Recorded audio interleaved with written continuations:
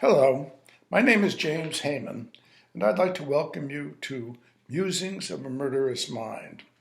If you enjoy murder mysteries, I'd like to introduce you to two characters I think you'll like a lot, Detective Sergeant Michael McCabe and his partner on the Portland, Maine Police Department, Detective Maggie Savage. We first meet McCabe and Savage in a book called The Cutting, which tells the tale of a vicious murderer who cuts out the hearts of his victims and sells them for use in illegal heart transplants in return for millions of dollars. Allow me to read you the first two chapters of the book. If you enjoy what you hear, you can order The Cutting from any bookseller, or you can get it as an ebook online from Amazon or Barnes & Noble or any of the other online booksellers. Now, let us read the first couple of chapters of The Cutting.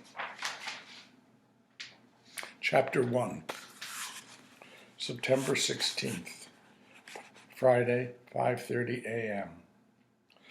Fog can be a sudden thing on the Maine coast.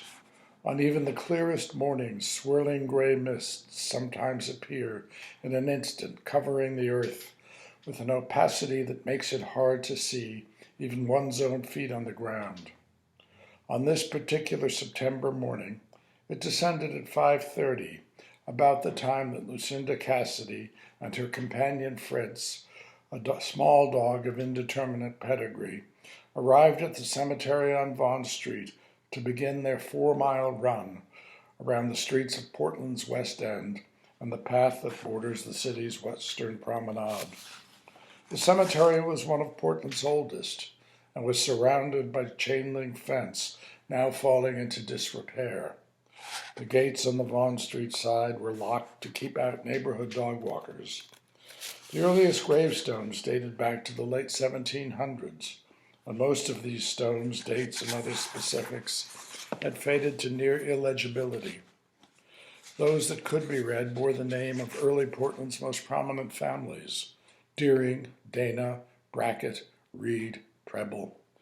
These were old Yankee names, many of which had achieved a measure of immortality, having been bestowed upon the streets and parks of a young and growing city. More recent stones mark the graves of Irish, Italian, and French Canadian immigrants who came to Portland to work in the city's thriving shipbuilding trades or on the railroads in the last half of the 19th century.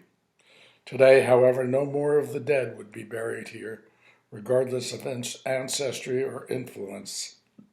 The place was full, the last remains having been interred and the last markers erected in the years immediately following World War II. When the fog moved in, Lucy considered canceling her run, but only briefly. At age 28, she was preparing for her first 10K race. She had more than enough self-discipline not to let anything as transitory as a little morning fog interfere with her training schedule.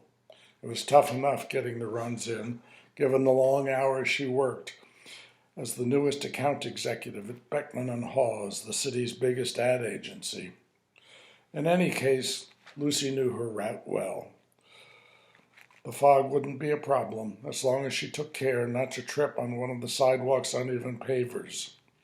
The air was cool on her bare legs as Lucy performed her stretches, calves, quads, hamstrings.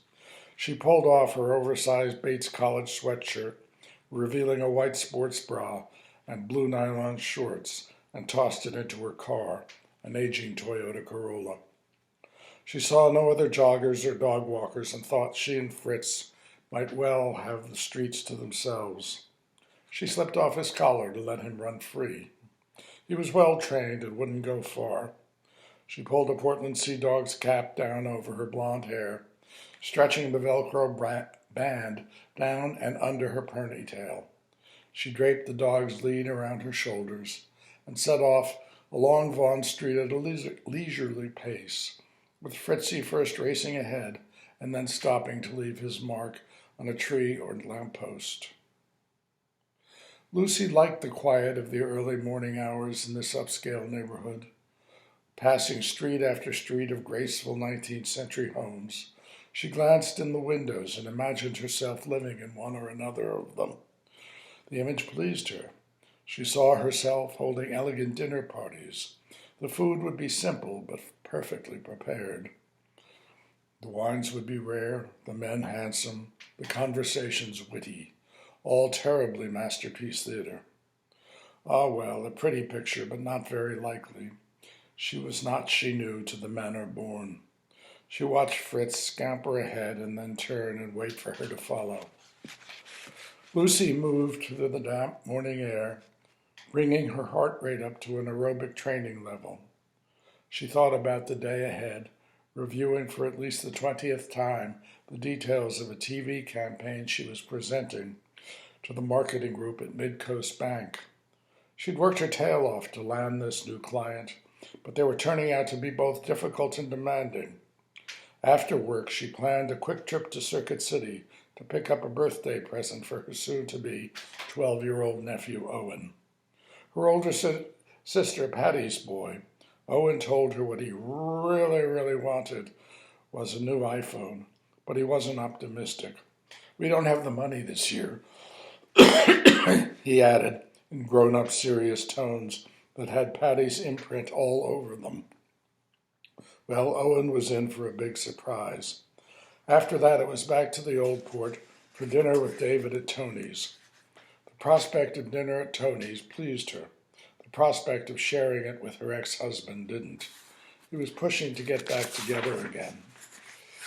And yes, she did admit that there were times she was briefly tempted. God knows no one else even remotely interesting was waiting in the wings. Yet after a couple of dates, she was surer than ever that going back to David wasn't the answer for either of them. She planned to tell him so tonight. She ran along Vaughan for a mile or so, climbing the gentle rise of Bramhall Hill, before turning west across the old section of the hospital toward the path that lined the western edge of the prom. The fog was thicker now, and she could see even less, but her body felt good. The training was paying off, and she felt certain she'd be ready for the race, now just 10 days away. Suddenly Fritz darted past and disappeared into the mist, barking furiously at what Lucy figured was either an animal or perhaps another runner coming up the path in her direction. Then she saw Fritz run out of the fog, turn and stand his ground, angry barks, lifting his small body in an uncharacteristic rage.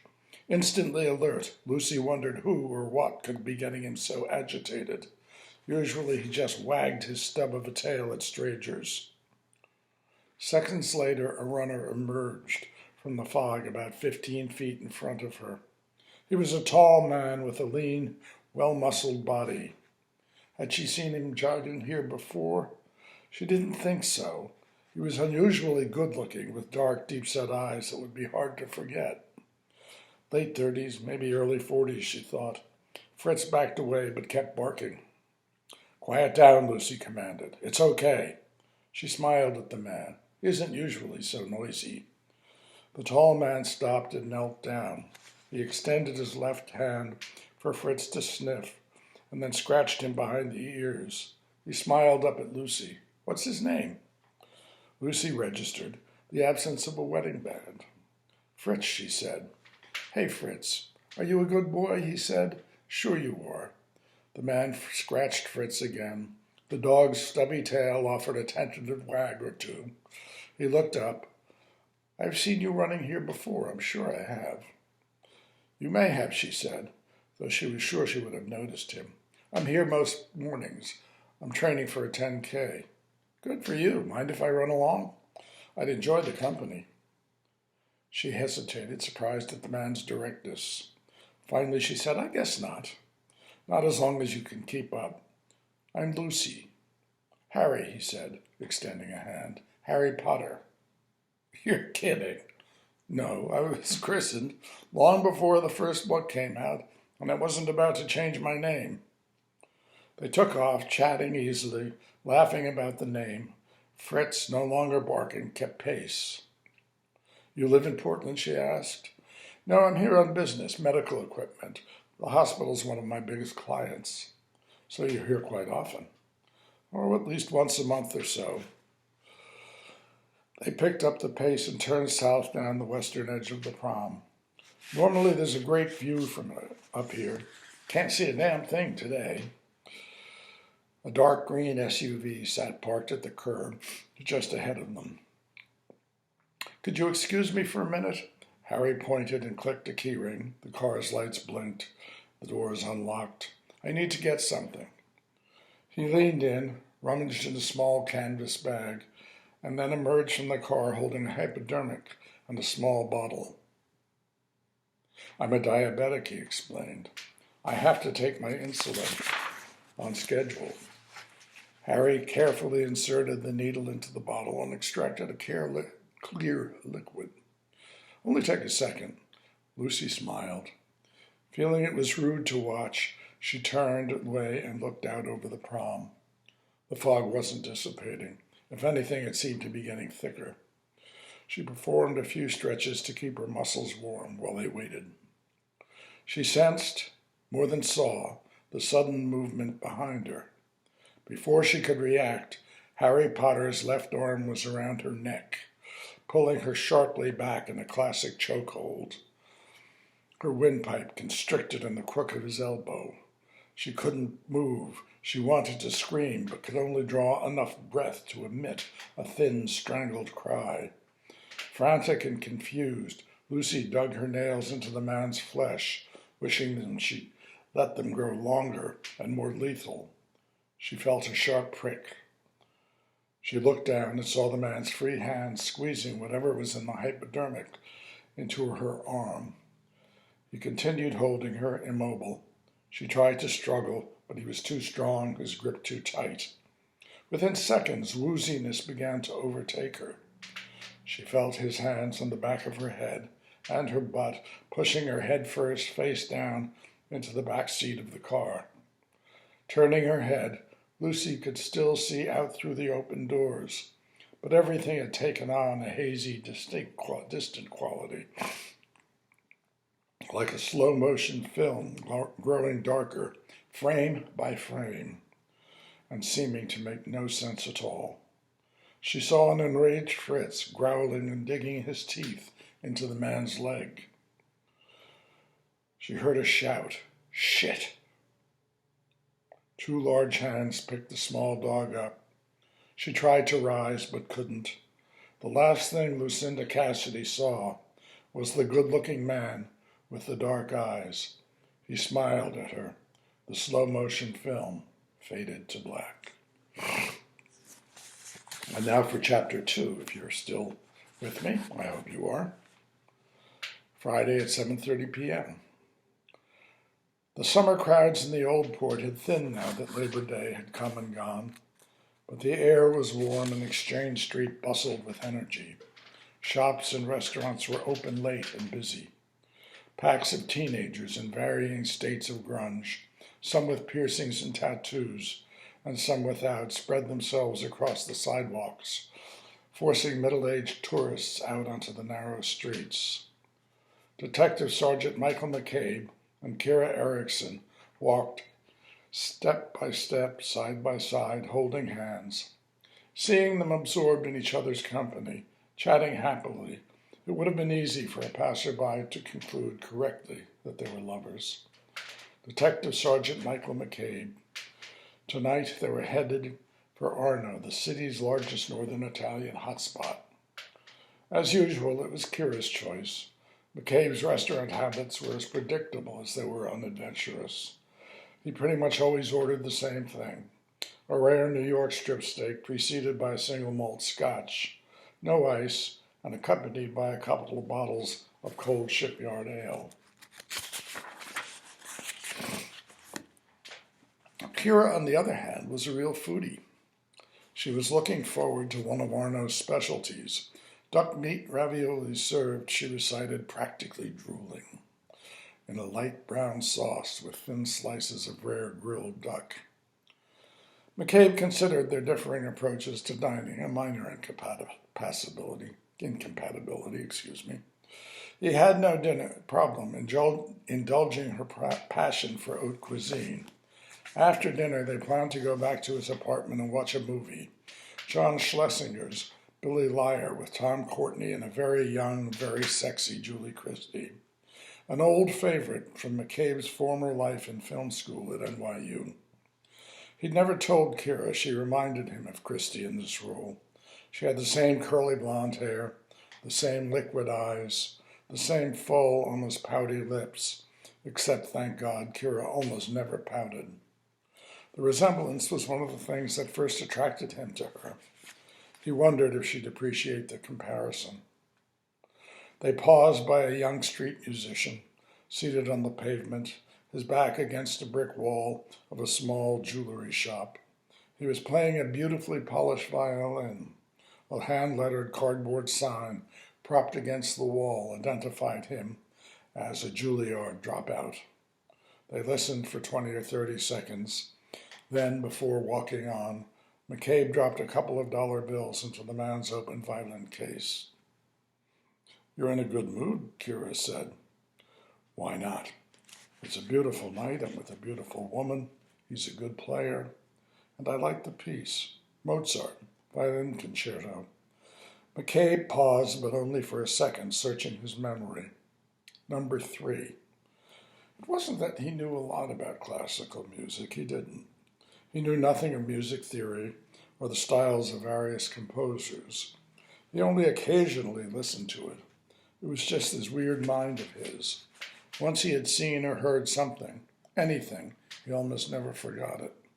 They walked on, the silken, sensuous sounds of the violin fading behind them.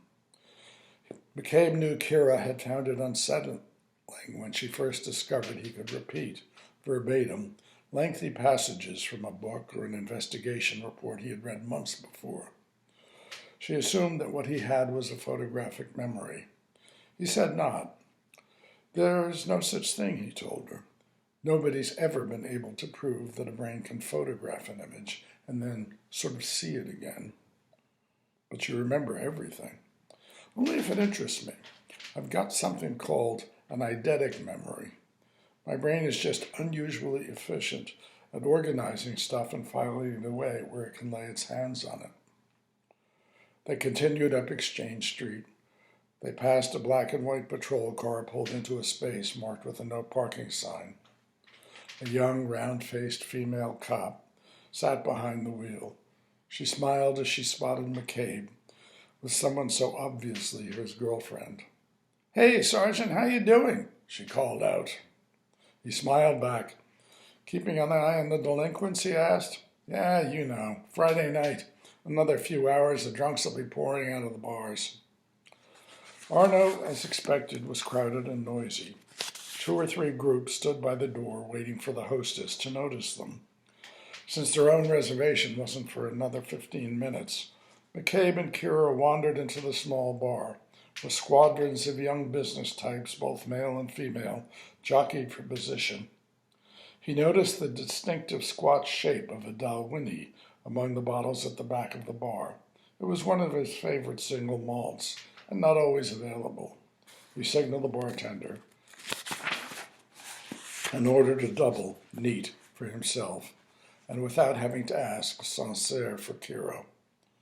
Glancing over, he saw that she was chatting with one of her art contacts, Gloria Kelwin, a gallery owner.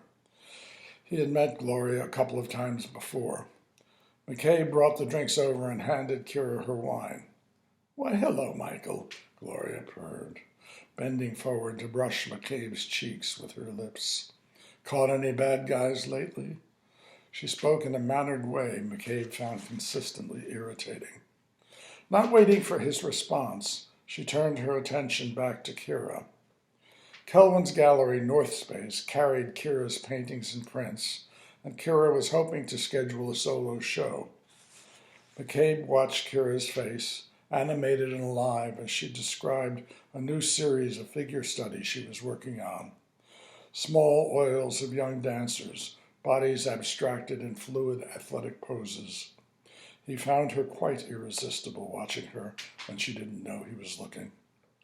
In the end, he was happy shutting out the words excuse me, and concentrating instead on the smooth, peaty burn of the scotch as it traced its way down his throat, wondering for the 100th time how he'd managed to attract this sensual woman.